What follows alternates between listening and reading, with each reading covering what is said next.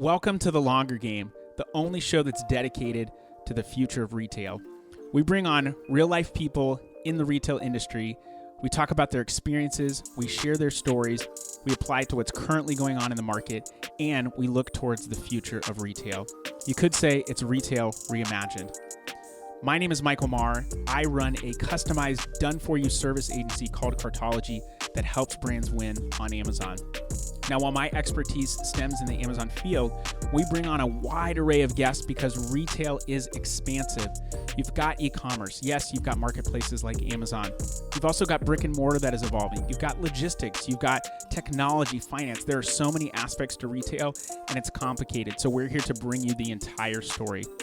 Do you think that you have an interesting story and you'd like to tell it on the podcast? Then go to thelongergame.com and fill out a form to be a guest on the show today. You can catch The Longer Game on any social channels: LinkedIn, Facebook, Instagram, Twitter, YouTube, and our website, thelongergame.com. We've got all awesome guests on this show, so that I will promise. Are you ready to hear more about the future of retail? Let's get down to business. Welcome, everybody, to The Longer Game, the podcast where we talk about retail. My name is Michael Marr. I am the owner of Cartology. I almost never introduce myself, and I realize I probably should. But today on the show, we invite all kinds of guests, people that are on the agency side, they're on the brand side, and we like to get a really interesting perspective and talk to brands and let them know what's going on in retail. And retail means brick and mortar. It means DTC. It means Amazon. And today on the show, I have Nikki Lindgren. She's the founder and managing partner of Pennock, and they scale brands, are leading the charge of scaling DTC brands through paid ads. And I'm going to let Nikki do the rest of the intro. Nikki, how are you? Doing well, Michael. Thank you so much for having me on today. Excited to be here. So yeah, I'm happy to give you a little spiel of what we do at Pennock. It's an agency that's been around for 4.5 years. Congratulations, by the way. That's not easy to do. I know. Thank you. I appreciate it. And true story, Pennock is the name of a really small town in Minnesota I'm from, and I named my agency after it for whatever reason. It was a domain I owned, and it made sense to for me at the time to name us after that. But we're a boutique. There are 8 full-time employees, and we're decentralized throughout the country, helping mainly beauty brands, but some lifestyle brands too, grow and scale their direct-to-consumer e-commerce business.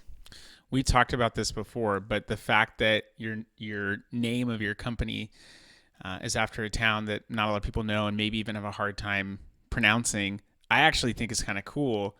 And it really, in the end, I don't know if it matters a ton, because if you do great work, people will be like, Pennock, I don't know how to say this, but they're great. You should go talk to Nikki. Thank you. Yeah, we're kind of feeling the same way now a couple years in. I think at the beginning, I was led by a lot of advisors to change the name ASAP, and I just went down a wormhole that I wasn't able to come out of. So it's like, you know what? We are just going to stay Pennock. This empty vessel naming convention, I think, really can suit us. And since no one knows what Pennock is, we kind of approach it that way. Who's going to try and copy and be like, I see this a lot on the Amazon side, a lot of people that put AMZ in their name. And I get that, but I didn't want to do that at all because I didn't want to too closely attach myself. I didn't know. I don't think anyone's had a legal issue or liability with it, but I just wanted to be something that's a little bit more general, regardless of whatever direction we went. It's a little bit of a play on, the shopping cart, and my legal business entity has that in it too. This is our, just the agency operating name, but I don't know. It felt like, it's a lot. There is actually another company. There are companies that do have somewhat similar names to ours, but Pennock would be very hard to. There's a floral company in Pennsylvania, so we do maybe get some of their traffic and vice versa. But I can't complain too much. Cool. So why don't we talk about some of these beauty brands that you're working with? What are some of the challenges in the age of? It's beyond just social media, but in the age of now Meta and TikTok and IDFA and all the changes that have happened with iOS and all the privacy concerns and all this stuff, I imagine, and I am leading the witness a little bit, I imagine there's a lot of challenges that come with this new age of doing stuff. And I know that you're kind of on the forefront of helping brands with that. Yeah, and it's been interesting because most of our brands have been with us for over 2 years now, so it's not like we're discovering this together for the first time. Congrats on that too, by the way. That is also not easy as an agency. So Yeah. I was talking to a publicist yesterday, and she was saying in her lane, the turnover has been incredibly quick, which kind of surprised me about that particular vertical. But enough about that. I think...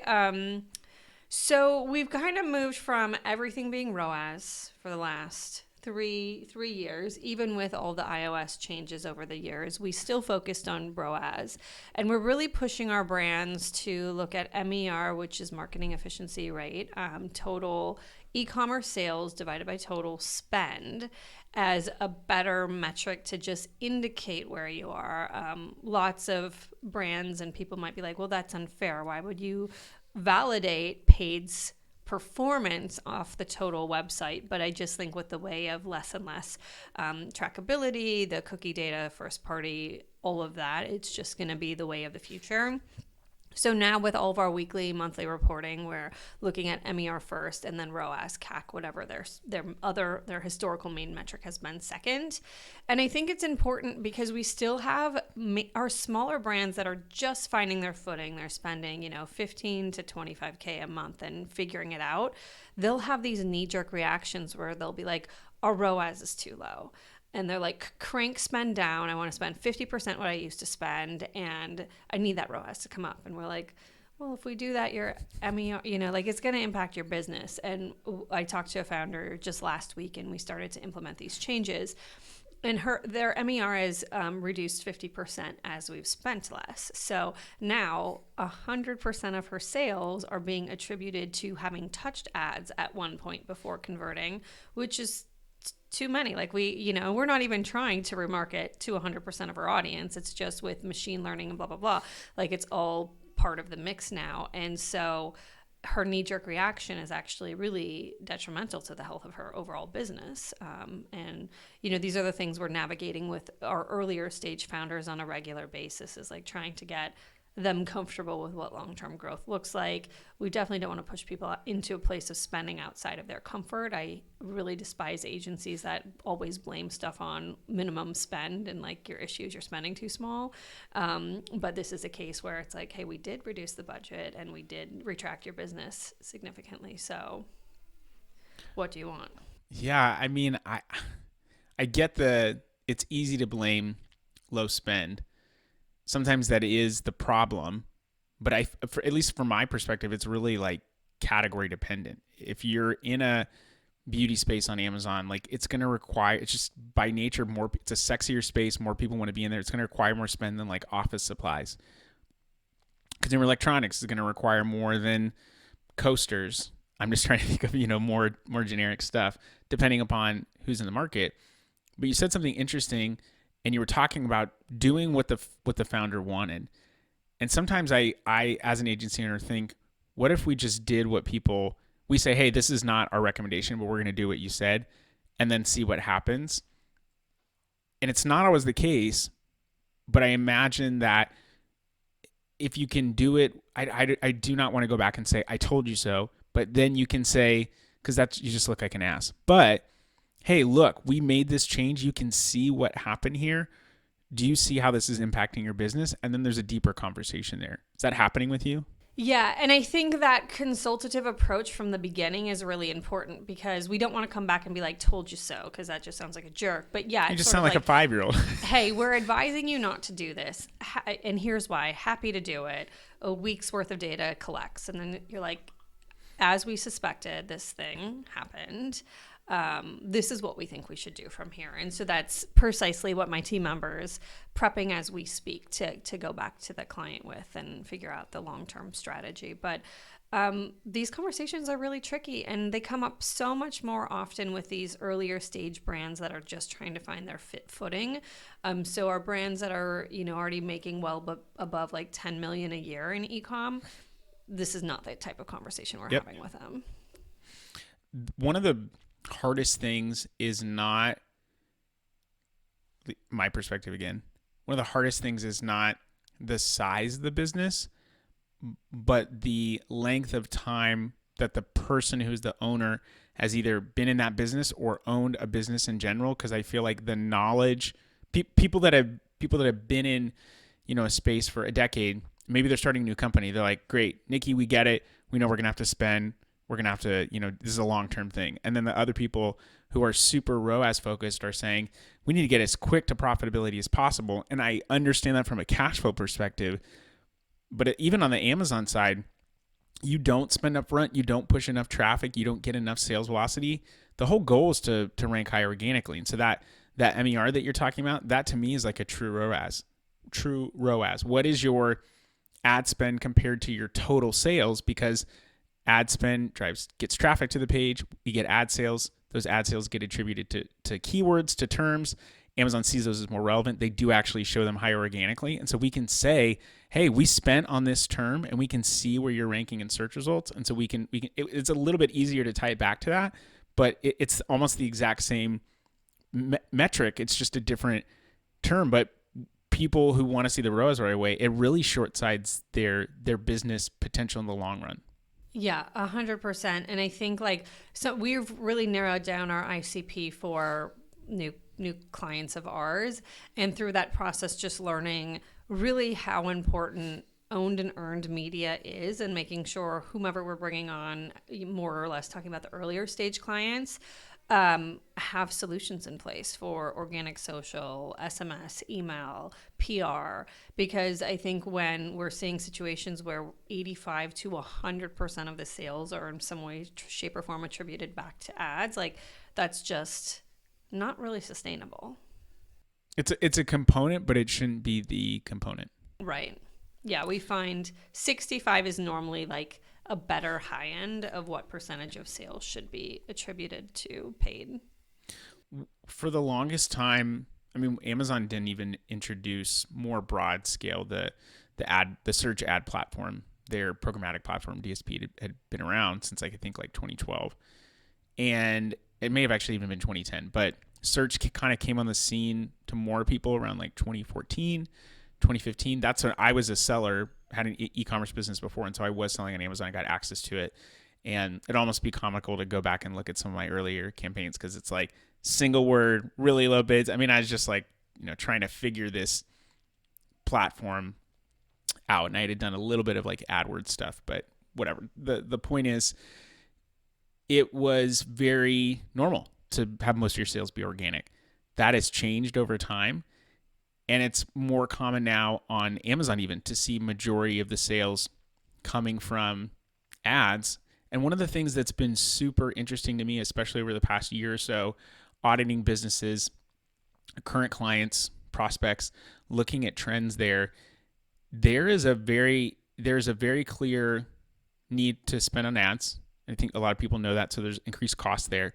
But there's really a big swing in terms of conversion and consumer interest and purchase behavior in and out of season. And that, I think, is more intriguing than just simply ROAS. But what if, when we see people are more likely to convert, there's higher buyer intent? What if we pushed harder and maybe lowered a little bit or maybe we increased price? I don't know. There's a I think a argument for both sides. But that, I think, is really intriguing, knowing that seasonality can have a big impact on people's purchase behavior. I also was looking at the same data for a client yesterday. For example, in January, her data indicated that the days to purchase were longer and the path length to purchase were longer than springtime months.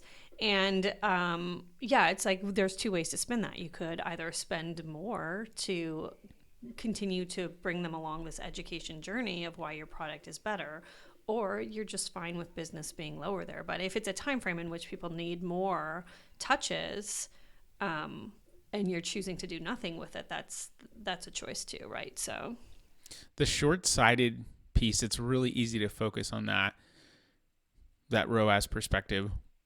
I've been looking at view-based data on Amazon Marketing Cloud, AMC, and I think we talked about this before, but when you look at multiple ad type touch points, the conversion rate goes up significantly.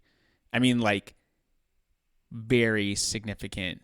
If we're talking about one ad type alone, 0.01% conversion rate, which is like, oh, that looks really terrible, but it's view based. So it's going to be lower. But you hit them with all 4 ad types that Amazon can bring to the table.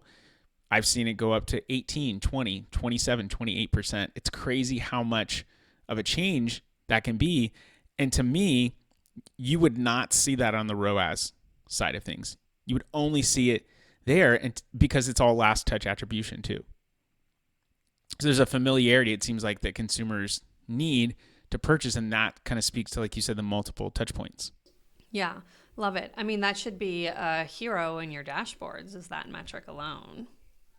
Yeah, I mean, it's a lot easier to say, hey, look at what you spent and how many more purchases you got. We should be doing more. We should be reaching more people, because the pool is obviously a lot lower because we're hitting less people. But what if we hit more people? What if we spent more? We could bring more people in.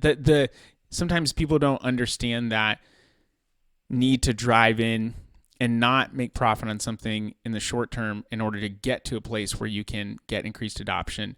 And then once you get more to the top, it's a lot easier to sustain it than it is in that building process. Totally. I think I was talking to a prospect the other day, and they were like, yeah, we thought we were spending too much on Amazon, and so we went ahead and shut them off, and sales only dropped like 10%. So we were overspending on Amazon all along. And it's like, well, you did just pause them. There's probably a halo effect still happening. So give it 30 to 60 days. Yeah. So are you answering or dealing with thoughts like that prospects or current clients have? For sure. I mean, it all, I feel like, comes down to setting expectations. People often have a really bad experience with agencies. I get that. I'm sure you've heard that with all the people that you're talking with, that could be potential clients. I feel like it comes down to culture and goals. Like, what is it like internally, and what are they focused on? Are they focused on, there's nothing wrong with wanting to grow and being profitable as a business, but are you focused on growth for the number, for just the acquisition? People don't get treated well. They end up getting a sour taste in the mouth. They want to leave. So we try to set expectations right from the start. Try to let them know, like, when we first turn on a campaign, we might start seeing some clicks. We may not see sales right away. Don't panic. It's normal. If it goes a month, like, that's obviously more problematic, but communicating with them regularly about that is something that we do. But there's a lot of education on the Amazon side that has to be done in order to get them to be comfortable with some of that. And really, if they're much newer to it, it's going to be really hard for them to grasp, and they will shut it down. And a lot of times people are like, oh, we're spending too much. They shut it down.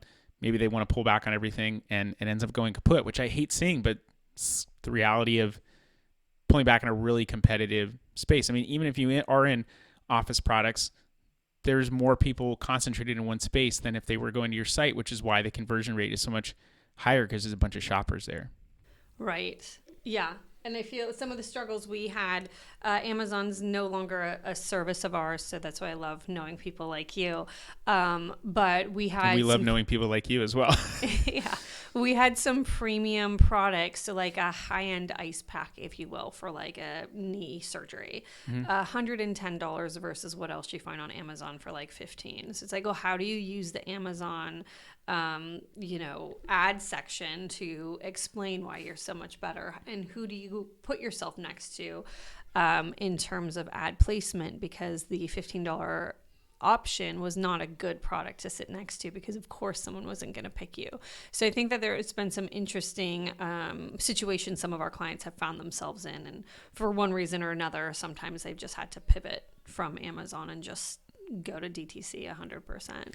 It's very rare that I would say there's not a place for someone on Amazon. However, there are some brands that may just not be a fit. I mean, a really high-end brand, it could be difficult to compete with the cheaper stuff that's going to show up at the top of the page, because they're just selling more units. Sales velocity to Amazon, it's not just the revenue. It's really about the unit sales. So the volume is where they win. And so if you can't compete in that area, it's going to be hard to be on top of page one. Now, for that brand that you're talking about, to me, it seems like more display based. How do you show, do a sponsor brand with video? How do you do display advertising that text, video, images to get them to see the difference quickly? Because people also make quick purchase decisions. You got to meet people where they're at. But the reality is, maybe people just aren't going to buy a $115 ice pack. Maybe they want to go to a direct-to-consumer site as opposed to Amazon. Yep. Yeah. So lots of challenges that some brands face. And then in beauty space, where we spend most of our time with clients, some people just don't want things in a warehouse that they don't control. And so some of the setups on Amazon are just unfavorable to them because they're like, we want to make sure our product is never in a super warm or cold environment. It's really hard to sell chocolate on Amazon. I tried to talk with chocolate companies about what that looks like. And I mean, the shipping is just, Amazon doesn't do it. They won't even take certain items in the summertime because they know about the heat. So that now you're left to fulfill on your own. Cost is substantially higher, and the conversion is typically lower on anything that's fulfilled by a merchant versus fulfilled by Amazon. What are some of the biggest problems that you see with the beauty brands that you work with? Just things that you might think would be obvious, but really are not because their eyes are focused elsewhere. Yeah, I mean, I'm gonna wear the ads management hat when I give you an example, but I think like right now being like the last year and a half, I think creative diversity is just so key, and having as much user-generated, creator-generated content as possible is where we're focused with our brands, because what we found is we've been able to grow some brands with like probably fewer assets than we should have in rotation. And so now we're trying to educate our clients as to like why they need more, at what spend levels does a new creative get introduced, and how to get these affordably and quickly from partners, because what consumers don't want is to be exposed to an ad that feels like an ad and an ad that feels like it's coming from the brand. And so I don't have the magic ball to say like when this trend will end. I don't think it's going to be this year. So we do have some time to continue to capitalize on figuring out ways to continue diversifying and scaling what they have by way of creative variations. And it all has to be platform endemic, lo-fi, shot from your phone, assets that are video format. Why do you think that resonates more with people? The UGC content? Yeah, so I think still today people don't want to be told by the brand what's going on. The UGC content usually brings in some like before and after type hooks, the benefits of the ingredients, us versus them can be done by UGC too. So I think there's just that real person angle of it, even if it's not someone the consumer has any experience with, just resonates more than something that feels like it's polished and made in a studio. So I think there's that, but I think the hardest thing for brands to understand is like the cost of someone's time to manage it, or the cost of actually working with these creators, because while you'd think it'd be really cheap, and I mean comparatively it is, like there's still a decent cost. So I have brands who are really shocked to see how much money it costs per month to have a team manage their creators. I've heard that managing influencers, is that what you mean when you say creators? Or are you talking about even that it's a full-time job in and of itself to do, and it's almost like an Amazon agency saying, yeah, we're going to do direct to consumer, it's totally the same, we're going to be fine, or vice versa, and then realizing, oh, it's a lot more difficult than we imagined. Yeah, I mean, I think the home for creator management is probably in-house, just because it is so tied to the aesthetic of the brand once Okay. they start talking about us. I've got a brand that had a great creator, tons of engagement, but she started talking about the product, and then she started talking about like Bible verses, and the brand's like, well, great, what can I do with this? Like, I don't want to be associated with having a leaning towards religion of any sort, let alone like her, doing what she was doing in the back half of the video. So it's something we could clip and get around, but you never know if you're not giving good briefs to these creators how far in the wrong direction they might. Well, and if you were more targeted in curation, maybe you ask the right questions to know about this person. Maybe you are like a Bible company or devotional company and you want that person, but if you ask the right questions, whereas your brand is like, I don't want to be associated with that at all. If you don't know and you don't ask, it's kind of on the brand to say, oh, we didn't really do our due diligence to know more about this person. Right. Yeah. It all just boils down to time and energy and where you're going to cut corners, and that's a hard corner to cut. I feel like UGC really resonates with people also because they can see themselves in that person. Feels, like you said, a little bit more real. And I also think it kind of matters on the product too. Like if you're selling alcohol to people, probably using a celebrity makes a lot of sense because you're selling this experience and this idea.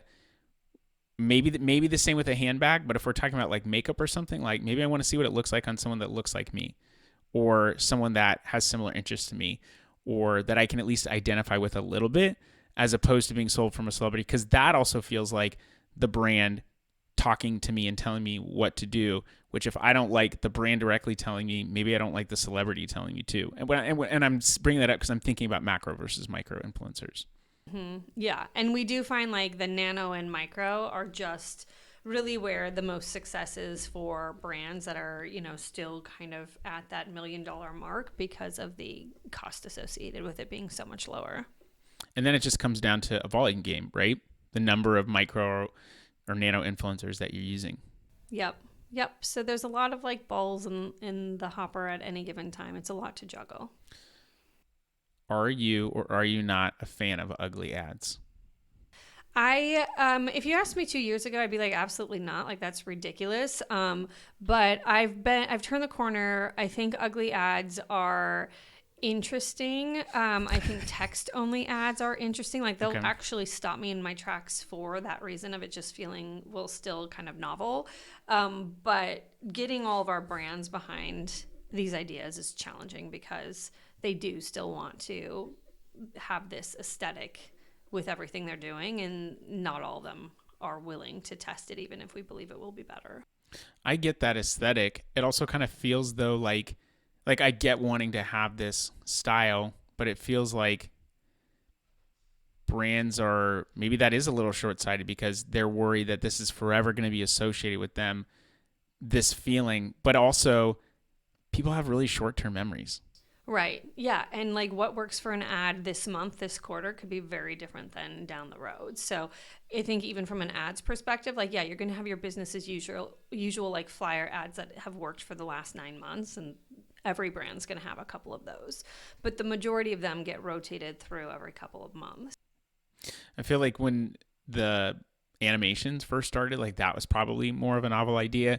Now it's not a week goes by that I don't get hit up by someone saying, we do animation videos, we do it for agencies, we do it for brands, whatever the case may be. And it's like, that just looks to me like everything else that's out there. And maybe it could work and it works for your brand. But when you start to look like everything else, and another reason why I think UGC is so powerful is because there's just so much information. There's so many ads. There's so many just pieces of content that are out there that people likely feel overwhelmed by that content. And so seeing something that looks more realistic, maybe even looks like, their camera reel, feels more enticing than something that doesn't, something that looks like a brand. Right, exactly. So I think like affiliates on TikTok are going to be interesting because then it's just like people are already kind of getting frustrated by the fact that these people are getting all this free product or money to talk about brands. Now they're for sure getting more money from it if they're affiliates. And so I think like it'll be interesting to see how long this stays around and if people start to tire of it for the reasons of it just becoming too mass. What do you think if you could, touch your crystal ball, what would you think, I don't know, a year, 2 years, 3 years from now when people get tired of this? Because I think, and if we're talking about the same thing, we're talking about people kind of getting tired of the creator influencer that's just getting paid to do stuff. Okay. What do you feel like would be the next logical step for people to evolve to that maybe the consumer would like and embrace? Oh my gosh. Well, I should have been prepared for an answer. I won't hold you to this, by the way. This isn't going to be like a prediction show where I'm like, look at Nikki, she totally got it wrong. Yeah, don't work with her ever. I think like, so to me, there is so much like every ad has to educate. Every ad has to have like a nugget and something that like just makes us think harder. And I think people might just get tired of like information overload too. So as much as I just said, and I pitch all the time, like people don't want to see ads, they want to see TikToks. Like there might be a return to just a simplistic nature of like a 3-second by this beautiful moving thing. So I could see it kind of simplifying and going the complete other way. And I think if everything gets so noisy and video and like heartbeat flashes, people might want to see a static, simple breath of fresh air. I feel like, who was it at the Super Bowl had like, was it YouTube who had ads that were just about like take a breath and like nature? Oh, really? I don't even remember that. And so I think there could be a maybe I was taking a breath back to something much simpler that people are like, oh my God, this brand gave me a moment of relief from the chaos of these social platforms that I probably shouldn't be on as much as I am. So what breaks it up on Amazon, I think, is more video. I mean, it's becoming more prevalent, but most of the stuff on search is static. So having a video, something that does stand out, I think can be super powerful. But imagine if you are wanting to stand out, and you kind of alluded to this earlier, if on a video-based platform, you literally have a picture and people are like, is my phone broken? What's going on? But it really captures people's attention. That could be makes it honestly, all this stuff, talking about this stuff makes me want to start a brand, but then I know how much that costs and the woes that go along with it. Like it's a difficult space to be in as a brand because there's so many products, there's so many places to go. It's not just multi-channel, it's omni-channel. Do your social ads reflect somewhat similar to what's on Amazon? A lot of brands who, right, just talked with someone earlier and they said, oh yeah, this brand doesn't sell on Amazon. I'm like, well, they don't, but someone sells their product on Amazon because I'm looking at it right now. That's a bad experience. So like not telling that story cohesively can be problematic. So I know it's not easy, but it makes me think like, what if I went on Amazon and I took away all my bullet points because I don't think people are reading them? Would that actually impact sales? I'm not going to do that on a brand that we're managing, but I would totally do it on mine just to test and see like, will this work or will it not? Right. Yeah. I mean, I think everything you said is just super valid. So it does have like the gears turning around. What will the future look like? What will we be doing? What will it look like? And nobody really knows. And so I think that's a good place to end today. If people want to know more about what you're doing, Nikki, where should they look? Like freeze frame, TikTok, social media ad? Tell people where they can find out more about what you're doing. Yeah. So the most obvious, easy place is our website. So we're pennock.co,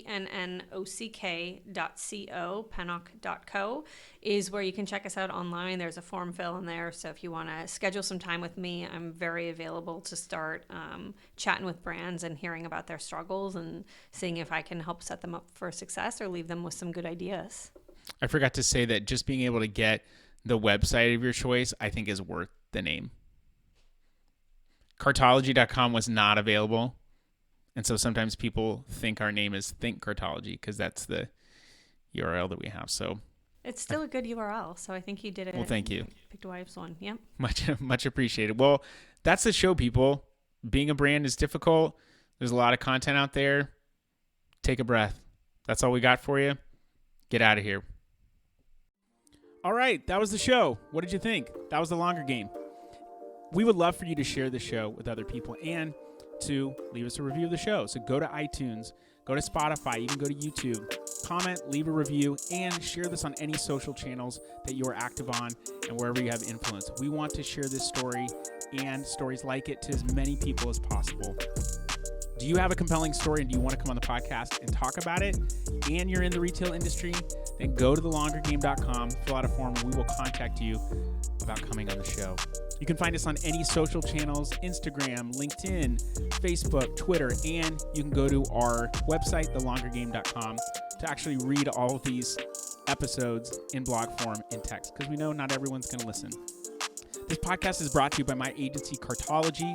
We are a customized, done-for-you service agency that helps brands win on Amazon. It is super complex selling on the Amazon Marketplace.